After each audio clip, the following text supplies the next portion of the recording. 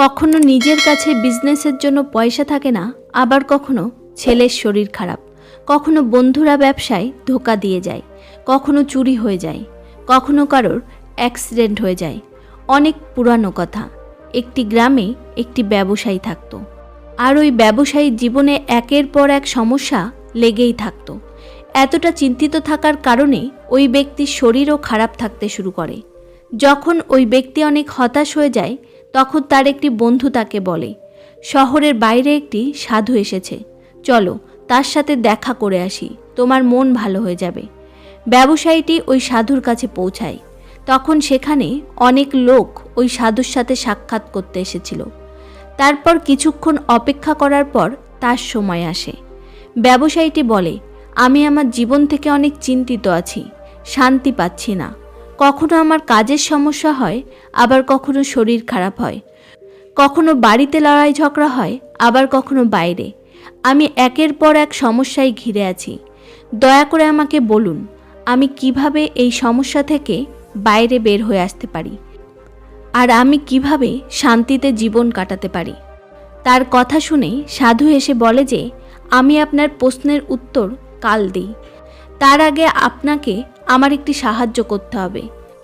সাধু বলে, একটি ধনী ব্যবসায়ী আমাকে 100টি ভেড়া দিয়ে গেছে, আর আজকে আমাকে অন্য একটি গ্রামে যেতে হবে।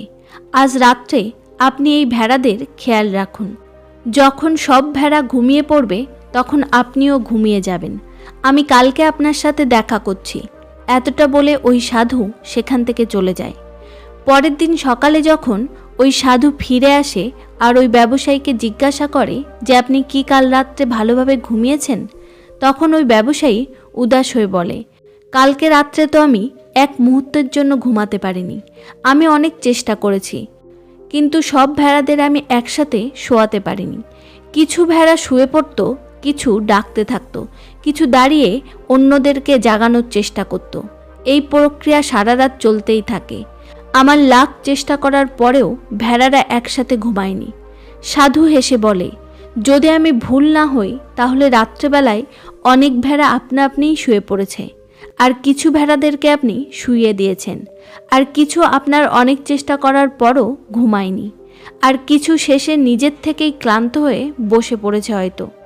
সাধু বলতে শুরু করে, আপনি কি কিছু বুঝতে পেরেছেন যে জীবনে যে সমস্যা আসে সেটা এই ভেড়াদের মতনই?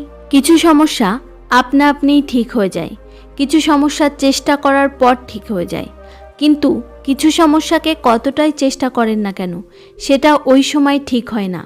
সাধু বলে যে, এটা থেকে আরেকটি কথা শেখার আছে। কালকে আপনি অনুভব করেছেন হয়তো যে এই জীবনে একটি চ্যালেঞ্জ যাবে তো আরেকটি চ্যালেঞ্জ আসবে। এই জন্য নিজের মনে একদমই আশা রাখবে না যে যখন সমস্যার সমাধান হয়ে যাবে, যখন স্ট্রাগল সমাপ্ত হয়ে যাবে, তখন আমি খুশি থাকব। আজকে নিজের কাজ করো আর এখন খুশি থাকো। সাধু বলে যে, কালকে যখন আপনি আমার কাছে জিজ্ঞাসা করেছিলেন যে আপনার সমস্যা কিভাবে সমাধান হবে, মন কিভাবে শান্ত হবে, তখন আপনার দ্বিতীয় প্রশ্নের মধ্যেই আপনার উত্তর লুকিয়েছিল। মনকে শান্ত রাখাই প্রবলেম সলভ করা। সমস্যা আমাদের জীবনের অঙ্গ, কিন্তু এটার এই মানে নয় যে আমরা সেটার ব্যাপারে চিন্তাই করতে থাকব।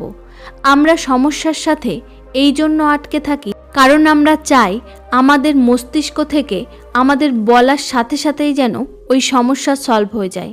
কিন্তু কিছু প্রবলেম সময় নেয়। যেমন কিছু ভেড়া নিজের মর্জিতে চলে, কিন্তু তাই বলে কি আমাদেরকে অকর্মণ্য হয়ে যাওয়া উচিত? আমাদের কি হাতে হাত ধরে বসে থাকা উচিত? একদমই নয়। নিজের জীবনের লক্ষ্যকে চেনো, এমন লক্ষ্য নির্ণয় করো যেটা আপনাকে সবসময় প্রেরিত করতে থাকবে, আর সেটার জন্য পদক্ষেপ নাও। রাত্রে শোয়ার আগে নিজের দিনের অ্যাকশনকে রিভিউ করো, নিজেকে স্মরণ করাও, আজকে আমি আমার কাজ পুরো পরিশ্রম, বিচক্ষণতা আর সততার সাথে করেছি।